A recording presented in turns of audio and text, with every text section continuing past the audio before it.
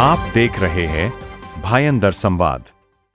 नमस्कार, मैं हूँ गौरी सुर्वे। आप देख रहे हैं भाईंदर संवाद। इस वक्त मैं मौजूद हूँ रामदेव पार्क के रायपुर धर्मलक्ष्मी जनसेवा ट्रस्ट के नए कार्यालय के उद्घाटन समारोह में। आपको बताया जाए कि ये जो रायपुर धर्मलक्ष्मी जनसेवा ट्रस्ट है, ये कन्यादान संस्था के नाम से भी जाना जाता है। आज कन्यादान संस्था का 10वां वर्धापन दिन है। ये इस 10वें वर्धापन दिन के अवसर पर यहाँ पे महिला प्रशिक्षण केंद्र देखिल शुरू किया जा रहा है। इस महिला प्रशिक्षण केंद्र में पार्लर, सिलाई, स्कूटी, कंप्यूटर ऐसी विविध सुविधाएं महिलाओं को दी जाएगी। संस्था का उद्देश्य है कि महिलाएं आत्मनिर्भर बने, समाज में महिलाओं का आत्मविश्वास बढ़े, महिलाओं को स्वयं रोजगार मिले। इसके लिए संस्था प्रयत्न करेगी। संस्थेचे आज उद्घाटन होत आहे। महिला प्रशिक्षण केंद्र देखील आज सुरू होत आहे। याबाबत तुम्हाला काय वाटतं, हे महिलांसाठी कितपत फायदेशीर राहिलं, काय सांगाल? नाही, मी मनापासून आज आमचे दरम्यानची सर्वांचं मनापासून अभिनंदन करतो। कुठलंही चांगलं कार्य करायचं असेल तर त्यासाठी बसण्यासाठी आणि टीमवर्कसाठी जागा लागते। आज आनंद होत आहे की एवढी मोठी जागा त्यांनी ते घेतलेली आहे आपल्या कार्यालयासाठी आणि ह्या कार्यालयाच्या माध्यमातून कन्यादान असेल, रायपूर धनलक्ष्मी संस्था असेल, या संस्थाच्या माध्यमातून वेगवेगळ्या विविध योजना या ठिकाणी चालवल्या जातील। आज आनंद होतो की त्यांनी वरचा माला जो आहे त्या महिलांसाठी कम्प्युटर क्लासेस असतील, मेहंदी क्लासेस असतील, ड्रायव्हिंग असतील, इतर कोर्सेस असतील, ते निःशुल्क या माध्यमातून करणार आहे। मी मनापासून त्यांना शुभेच्छा देतो। संस्था समाजसेवेच्या क्षेत्रामध्ये एक पाऊल पुढे टाकते। ज्या कन्यांचं संस्था लग्न करून देते त्यांच्यासाठी माहेर देखील सुरू करणार आहे। यामुळे ज्या महिला आहेत त्यांना सासर माहेरी देखील येऊन विश्रांती घेता येईल। याबाबत तुम्हाला काय वाटतं, काय सांगाल? नाही, त्या मनापासून या संस्था सर्व पदाधिकारी विशेष महिलांचं की त्यांना दरवेळी नवीन नवीन आयडिया सुचतात, ते चांगल्यासाठी आहे। ज्या महिला असं विचारतात की हे व्हायला पाहिजे तसं, आणि त्यांची ओळख एक कन्यादान म्हणून आहे। ते सामूहिक विवाह हा मोठा कार्यक्रम निरंतर कोविड असेल, भर पाऊस असेल, ऊन असेल, सुख असेल, दुःख असेल, त्यांनी निस्वार्थ निर्विघ्न त्यांचं पार पडतात आणि त्या माध्यमातून अनेक महिला त्यासोबत जोडली आणि महिलांच्या नवीन नवीन योजना आहेत जे येणाऱ्या काळात ते राबवणार आहेत। और अभी हम बात करेंगे ये संस्था के संस्थापक धर्मेंद्र शर्मा इनसे। सर, आज संस्था को 10 साल पूरे हो गए, संस्था का वर्धापन दिन है, महिला प्रशिक्षण केंद्र आज शुरू हो रहा है। क्या कहना चाहोगे, क्या आपका अनुभव था, कैसे आपको लग रहा है आज के शुभ अवसर पर? बहुत खुशी हो रही है क्योंकि ये 10 साल का जो सफ़र रहा हमारा, हम लोगों ने कन्यादान अभियान से शुरू किया, जहाँ पे ज़रूरतमंद असहाय परिवार की बेटियों का, सभी समाज की बेटियों का हम विवाह करते करते इस कार्य को आगे बढ़ाते गए।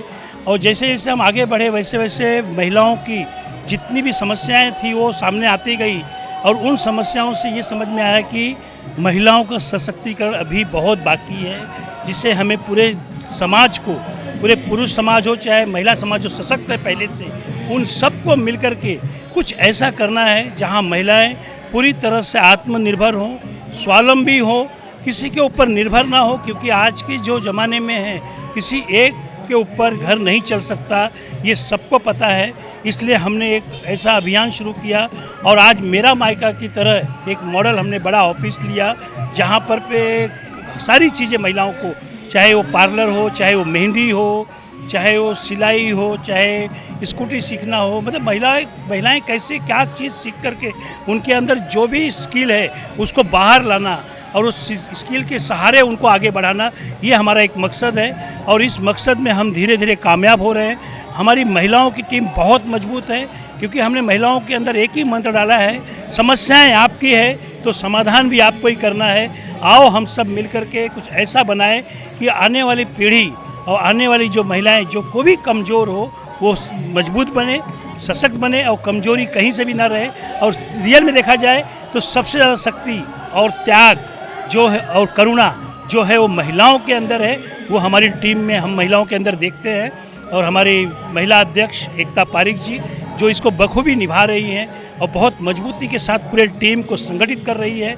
हमारे टीम के जो पुराने लीडर हैं ABCD, सुषमा सोनी जी हो, चाहे भक्ति सचदेव जी हो, चाहे राधा राजपुरोहित जी हो, चाहे राजेश्वरी शर्मा जी हो, ये सभी ABCD जो हमारे हैं और हमारे सभी सुपर 30 लीडर जो महिलाएं हैं वो सभी लोगों ने अभी काफ़ी समय हमें इस कार्य को आगे बढ़ाने के लिए या इस कार्यक्रम को करने के लिए, शोभा वाघेला हो, चाहे जागृति पंड्या हो, चाहे रागिनी सिंह हो, चाहे जो भी हमारी और भी महिलाएं की टीम है जो अभी समय सामने है, मैं उनका नाम ले पा रहा हूँ। बाकी मेरे सुपर 30 लीडर सब रियल में बहुत समर्पण होके, सुपर एक्शन फोर्स हो या कन्यादान के साधारण सदस्य हो, सभी ने बहुत मेहनत किया है और इस मेहनत को हम सफल करेंगे।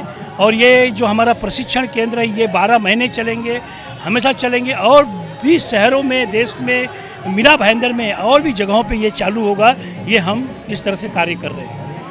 सर, मैं आपसे दूसरा सवाल ये पूछना चाहूँगी, कन्यादान अभियान की शुरुआत करने की प्रेरणा आपको कहाँ से मिली, क्या कहना चाहोगे? प्रेरणा तो देखो आपस में ही मिलता है। हमारे घर में भी बहुत सारी समस्याएं थी, हमारी बहनें थी, हमारी भतीजियाँ थी या बेटियाँ थी, उनके विवाह में, हमारे आस पड़ोस के विवाह में सभी की तकलीफ़ों को हमने बहुत नज़दीक से देखा है। तो हमें ये समझ में आया कि कुछ ऐसी व्यवस्था होनी चाहिए कि जो बेटियों का शिक्षा है ना वो कहाँ रुक रहा है, वो हमने देखा। तो अक्सर माता पिता क्या करते हैं, बेटियों की शिक्षा को रोक करके उसकी शादी की चिंता करते हैं और यहीं से ये प्रेरणा आई कि अगर विवाह की चिंता उनके दिमाग से दूर कर दिया जाए तो बेटियां हमारी शिक्षित होने लगेंगी और माता पिता भी बेफिक्र होकर बेटियों को पढ़ाएंगे। इसलिए ये कन्यादान की अभियान को शुरुआत किया। संस्था किस किस प्रकार का कौशल प्रशिक्षण और रोजगार उपलब्ध करके महिलाओं को देगी, क्या कहना चाहोगे? देखिए, अभी तो हमने जो महिलाओं का बेसिक जो चीज़ें हैं, जैसे पार्लर में वो बहुत नॉर्मल रहती हैं, अच्छे से सीख लेती हैं, मेहंदी है वो अच्छे से सीख लेती हैं, सिलाई कर लेती है। जो ये सब काम ऐसे हैं कि जो घर पे बैठ के कर, कढ़ाई का काम है, कुछ ऐसी चीज़ें हैं, हैंडलूम में डिज़ाइनिंग करना, ये आर्ट पेपर पे करना, ये कपड़ों पे आर्ट करना, ये सब बहुत सारी चीज़ें जो महिलाएं बहुत आसानी से घर बैठे बैठे कर सकती हैं। हमने पहले उसकी शुरुआत की है और महिलाओं को खुद स्कूटी चलाने आए, ताकि अगर वो स्कूटी चला लेती हैं तो आज के टाइम में यहाँ से वहाँ पहुँचना आसान हो जाता है। तो वो भी हम शुरू किए ताकि महिलाओं को, गाड़ियाँ तो घर में है उनके पास लेकिन वो चला नहीं पाती हैं, तो हम सिखाने का काम करते हैं। उनके लाइसेंस कैसे निकलेंगे उसको हम मार्गदर्शन करते हैं ताकि हम उसको कैसे उनको और मजबूत बना सके और वो अपने परिवार के साथ, अपने पति के साथ कदम से कदम मिला करके चले और उनको भी सपोर्ट करें घर चलाने में। ये हमारी कोशिश होती है। अंत में आपसे मैं यही कहना चाहूँगी कि ये आज संस्था का 10वां वर्धापन दिन है। भाईंदर संवाद की तरह से आपको बहुत सारा, ढेर सारा प्यार। 10 बरस कैसे बीत गया पता नहीं, लेकिन पिछले 7 सालों से भाईंदर संवाद हमारे साथ जुड़ा हुआ है। मैं दिल से धन्यवाद करता हूँ भाईंदर संवाद को।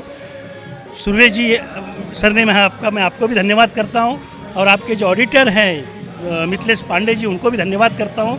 ये आज हमारे 10वें वर्धापन दिवस में भी आप हमारे साथ हैं। हम चाहते हैं आने वाले सिल्वर जुबली, गोल्डन जुबली, हर समय भाईंदर संवाद हमारे साथ रहे, हमारे इस अभियान को लोगों तक पहुँचाए।